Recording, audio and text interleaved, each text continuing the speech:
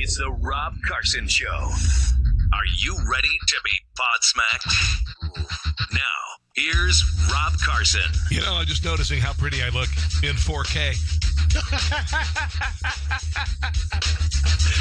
Welcome to the show. You'll notice there's a lot of stuff going on here, and I've been looking at a lot of podcasts today, video podcasts, and my brothers and sisters on Liberty One TV, and they do a great job, and I think this looks pretty good. Doesn't this look pretty good? You know, a man who's 50 years old doesn't very often want to be on 4K, but I think I am. No, not the crow's feet, not looking too bad. This is no makeup, by the way. No makeup. Not too bad. Anyway, welcome to the show, guys. Welcome to the show. As always, I can't wait to get to the air to share some of the things that I have discovered today. Welcome to the show. Welcome to the show. Oh, look at this new design. Boom, boom, boom, boom, boom, boom, boom. That's my new design on tpublic.com, Conservatees. I've got some new stuff that is crazy, crazy good. I work with a guy named Sam Cangelosi, and he used to work for Hallmark. Look at this. Former shithole country resident. You can have that on a T-shirt, on a hoodie. Give it to somebody who came here from places like Haiti. And then the new one, Uranium One, Making Russia Great Again. That is freaking sick, right? Is that sick? Came up with that today. And my friend Sam did the artwork. You got to get that on a T-shirt, on a hoodie, on a whatever. I think it's great. I mean, you know, maybe it's just me. But look at that. Former shithole country resident. That's great. Hillary Clinton drunk, winking at the camera. That's sick, right? That is sick, sick, sick. Get that on a mug. Get that on a T-shirt. It's $14 right now, by the way, Conservatees. And we hope to have these shirts put on the Liberty One TV site eventually. It's just so crazy busy because the network is growing dramatically with all of my brothers and sisters in Rusty Humphreys and Joe Biggs and all that. And it's crazy. It's crazy. We just need to keep up. Also, this sponsor right here, Three Little Pigs Barbecue. Now, I'm doing a show on Saturday. I'm just going to tell you. 3 o'clock right here on LibertyOneTV.com. It's called Rob Carson's Table. And I'm talking about food because I cook. I freaking cook, man. I'm a good cook. I've got about 100 cooking videos on the web. I do barbecue. I do, right now, literally, out in my smoker with hickory and apple, rubbed a giant turkey breast and wing. And it's going to be sick. $250, 2 hours, sick, sick, sick. Saturdays at 3 here, 3 Central, 4 Eastern. We're going to do cooking. We're going to talk about cooking. We're going to talk about barbecue, whatever. And I know my stuff. We might talk about cigars one day. We might talk about wine one day. But I figure, I always say that you and I may disagree on politics, but we won't disagree on ribs unless you're a vegan. And if that's the case, you have an eating disorder. You have an eating disorder. And by the way, there's a T-shirt here. Hold on. It's after this one. Veganism is an eating disorder, by the way. It is. If you're a vegan, you are a sad, sad person because you ain't. There you go, right there. Boom! Put that on a T-shirt. Put that on a mug, whatever. Anyway, Alice says, let's jam, Rob. Okay, let us jam. Dawn, woo! Let's go. So, how did you feel about the president over there in Davoss? In Davoss, in Switzerland. It's a very good place it is. Sorry, I was slipping in my Sean Connery. Davoss, president's over there. This is, to me, this is the ultimate definition of the elite of the world, of the elite of our country getting together and telling us how to live our lives. It is. They have all these, this is so funny. It's so great. Every time they have some sort of a giant climate meeting wherever, and it's global warming, it ends up getting like 10 feet of snow, freezing cold and all that. There was no difference in this one. But the difference is in Davoss, pardon me. They are doing meetings with all these governing partners and countries on global warming, and it snowed 14 feet. I just think it's glorious. It's glorious. It's fantastic. They're always wrong about everything, and every time their narrative gets effed up, every time they say, "Oh, it's global warming," and then it's climate change. So when they switch to climate change, like for instance, global warming. I mean, climate change. And so, you're going to have the worst hurricane season the coast has ever seen. And then we go 12 years without a hurricane hitting landfall. I think it's God's way of saying, you buttholes, you don't know what you're talking about. Don't act like you're going to play me. Come on. But I think Donald Trump just owned him. Just owned him. He goes over there. Donald Trump had a couple things going for him in Davoss. Davoss. Super Davoss. It's fabulous. First of all, he's now, I believe, the world's chief executive. He is. He's our nation's chief executive. And Donald Trump has been the nation's chief executive, the first chief executive. George Bush, yeah, he was a chief executive.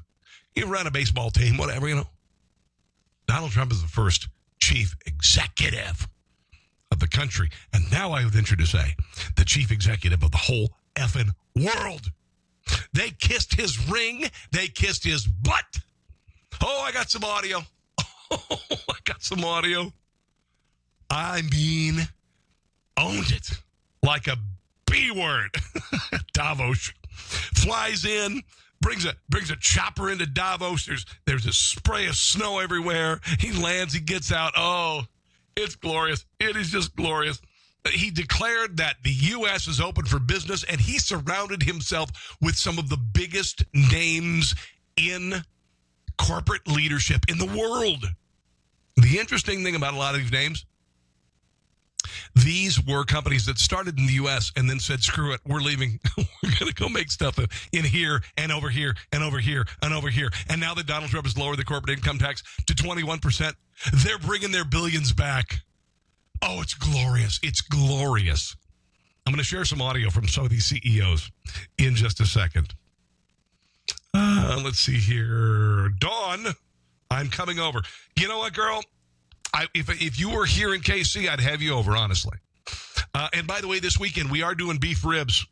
Glia, we're doing beef ribs this weekend. I got a friend of mine named, Chris Marks. And he has won the American Royal 6 times, with the largest barbecue contest in the history of the world. And he's going to be coming over Saturday at 4 o'clock Eastern and 3 o'clock Central. He's bringing over ribs and brisket. And we're going to learn about ribs and brisket, okay? So anyway, let's get to the news of the day. So Donald Trump says the USA is open for business.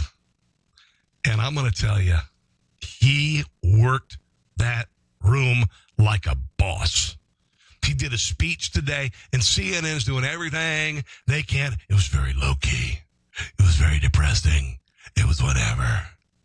Donald Trump, he said some things today. He said the USA is open for business. He said the United States, basically the United States is my priority, but we're not alone. And he wanted to include the entire world, because here's the thing about the United States. If the United States succeeds, the world succeeds. Whether that be militarily, whether that be economically, it does. It does. The world succeeds when we kick ass.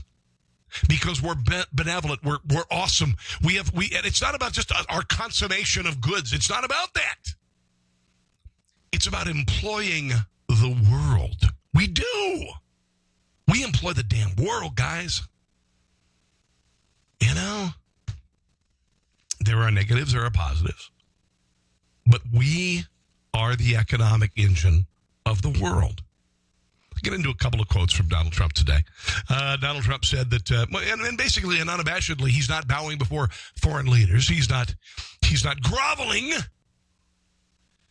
He's saying, dude, I'm the world cheerleader for the United States of America. And there's no shame in that. We've been the greatest engine for economic and individual freedom in the history of mankind. Here is Donald Trump saying that he's a cheerleader for the USA, baby. Said, and I saw it last night with some of the leaders and the business people. I think I've been a cheerleader for a country. And everybody representing a company or a country has to be a cheerleader, or no matter what you do, it's just not going to work. And the reason I'm a cheerleader is because it's easy because I love our country. I think Kim Jong-un is also a cheerleader of North Korea, but unfortunately, he's like the only fat person there.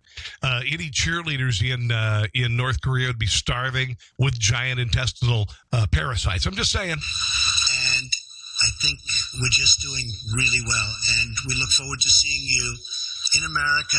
Special place. And where you are is a special place also. Thank you all very much. I thought that was very conciliatory, saying, it wasn't sorry about that. It wasn't saying you all suck and we rock. It wasn't saying that. It was saying, bring your business here. We can work together. Maybe if your subsidiary or your headquarters is in wherever, because our tax rate for corporate businesses, corporate rate has been 35%, maybe now you consider coming back over here where it's only 21%. And I'm going to share with you some of the people around the table. It was glorious. Remember a couple weeks ago, Donald Trump met with congressional leaders, and they all sat around him, and he was discussing immigration. Some people were mad about it. Whatever. I thought it was great. This man, Donald Trump, okay. All these bureaucrats, all these people who take years and years and years to get stuff done, he would sit there and he'd ask questions and then he'd sit back. And they were groveling at him. That's what happened today. It wasn't groveling. It was kissing the ring. It was kissing the ring. You got to kiss the ring. You want to have a part of this glorious engine of economic freedom that is the United States. You got to kiss the ring. Oh, he had some people kissing the ring today. Hillary Clinton, where has she been lately? Where has she been lately, folks? Haven't heard a damn thing from her, have you? She's sitting back and all these positives are happening. Today the fourth quarter was 2.6 GDP. I was hoping for a 4. Yeah, But it was still 1.6% higher than the Barack Obama administration for 8 years. And you can say all you want. You could say, well, Barack Obama laid the footwork for this. No, he didn't. He did not. He didn't. If he did, it would have kicked in 2 years ago or 3 years ago or 4 years ago. It doesn't happen 8 years later. Bull crap. It does not happen 8 years later. It's because of this president and his policies and people going, oh, God, I love it. They're going to lower the and they did it. They did it. They dropped the corporate income tax from 35 to 21. You know how big that is? It's gigantic. And even now we've got Democrats, and they're caterwauling, and they're saying that if you work at Home Depot and you get $1,000 bonus, that's crumbs. Please. Let's see here. Lisa says, "Yep, I noticed Hillary's missing in action. She's hiding. I get it." Jodiana said, "I thought that was just BS. Not sure what you're talking about." Nathan says he gains respect every one of the countries he's gone to. I agree with you, dude. He is the world's chief executive. And you can say what you want. He's the world's chief executive. That's just the way it is. He is the world's chief executive. That's just the way it is. By the way, as you watch the show, and I'm going to be around for, probably another 40 minutes, 45 minutes, share with others. I want to get these numbers to blow up. Get these numbers to blow up. I think you know what the show's about. It's good. It's fun. It's positive. Hopefully some comedy, too. Will you share with others? I would really appreciate it. Let's let these numbers blow up. Hillary Clinton, if she was in charge, what the hell would Hillary Clinton have done? What she would have done? She would have considered, or she would have continued the policies of Barack Obama, right? High taxes, high regulation, corporate income taxes still be 35, if not more. What the hell would Hillary do? What did she do? What did she say when she was running that would be as stimulative to the country as far as economic as what Donald Trump has done? Here's what she did. She said infrastructure, which is government work, creates work, not jobs. and increasing the minimum wage. That's it. That's it. Not like this. Not like this. Here's a little bit from Donald Trump talking about at Davos today about what would happen to the stock market, which, by the way, is up 41% this year. If you have a 401k, you're kicking ass and taking names. I've not seen anything like this since ever.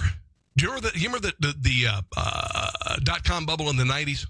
And we had our 401ks increasing by 17, 18%. It was like, damn, oh my God. 41% last year. Here is Donald Trump talking about the stock market if Hillary Clinton were in charge. But we got the biggest tax cuts in the history of our country. And we also have major tax reform. It's had a tremendous impact on our country. You see it, and everybody sees it. And Switzerland is just a great place. So many friends in Switzerland. Great investment. Make the greatest hot cocoa. And you have a lot of our... They have a bikini team that is amazing. Stock in the United States. Oh, have helped Switzerland even richer, and I'm very happy about that. But the stock market is up almost 50%. And I will say this with great conviction that had the opposing party won, yes, in my opinion, because they would have added additional regulation to already the tremendous regulations we have, I believe the markets would have been down anywhere from 25 to 50% instead of being up almost 50%. Do you not believe that? Do you not believe that? I would challenge you, if you disagree and you think that Hillary Clinton would have been better for the economy, bring it. I mean, bring it. Dear God. She had no original ideas in her. It's the same DNC playbook since the frickin' New Deal. And you got this guy coming in, bad comb over, just kicking ass and taking names, and he arrives at Davos. And I'm going to get some of these captains of industry addressing Mr. Trump at a round table meeting. It was an oval table meeting. Oh, it was glorious. He was really good. It was really good. One of the things I took away from it was that these companies largely started in the U.S., and now their headquarters, they've either been bought out or their headquarters are overseas, because doing business in the United States sucks balls. 35% corporate income tax rate, the whole deal. And now we've got a guy who said, you know what? Screw all these regulations. For every new regulation, 2 have to go bye-bye. And the corporate income tax is going down 21%. I think the lowest in the world is Ireland, 17%. You know. Listen to this. This is kind of fun.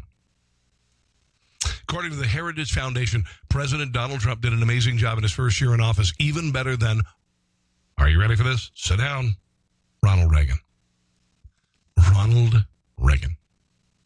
Trump administration has pursued policies that have hewed remarkably close to the recommendations of a leading conservative think tank. Now, the Heritage Foundation began developing in 2016 a list of 334 policy prescriptions that a new Republican administration could adopt. This is going to get confusing. I don't want to make it confusing. Like reimposing work requirements for welfare, ending the program that shields young immigrants brought here illegally as children, withdrawing from the Paris Climate Accord, all that stuff.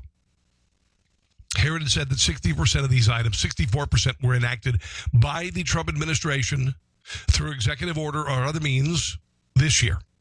In Reagan's first year, 49% of those items were embraced or enacted. So Donald Trump moved in, and even though everybody effing hates him, everybody hates him, and 95% of the news coverage is negative, and he's insane one week, and he's colluding with the Russians the next week, and he's whatever the next week. This insane man who is colluding with the Russians, who is whatever, he's got Alzheimer's, is kicking ass and taking names. Kicking ass and taking names. Oh, my Lord in heaven. You can just sit there and you can throw rocks as a liberal Democrat, and you can throw rocks. Well, it's Barack Obama. He did it and all that. And, I know that since the tax cuts that corporations are giving their employees all sorts of incentives, including Verizon giving people 50 shares of stock, which is worth about $3,000 and will grow. And Home Depot's going to give hourly employees, which is more than I made in radio as far as a bonus is concerned. Guy who works at Home Depot, running the register, pushing the cart around, asking, where, somebody comes up to you and says, where's an elbow for a sink or whatever the hell? Oh, you get $1,000 bonus. What? Hold on. Wait. I'm making $12 an hour. You're saying that I'm getting $1,000 bonus? According to Nancy Pelosi and Debbie Wasserman Schultz. God, what a freaking mess she is. That's crumbs. If somebody gave you $1,000 today, would that be crumbs to you? Would that be crumbs? I'll tell you what. As somebody who knows what it's like to be unemployed and who knows what it's like to struggle to pay the rent, $1,000 is not crumbs. Know what $1,000 is? It's 4 new tires for my son's car, plus ball joints for my wife's van, plus a month of groceries. The Democrat Party thinks $1,000 is crumbs to you and me.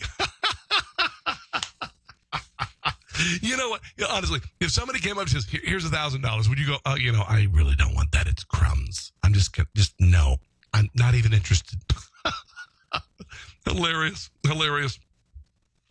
Oh, well, I'm not getting into Soros, guys. Nathan, I don't want to talk about Soros tonight.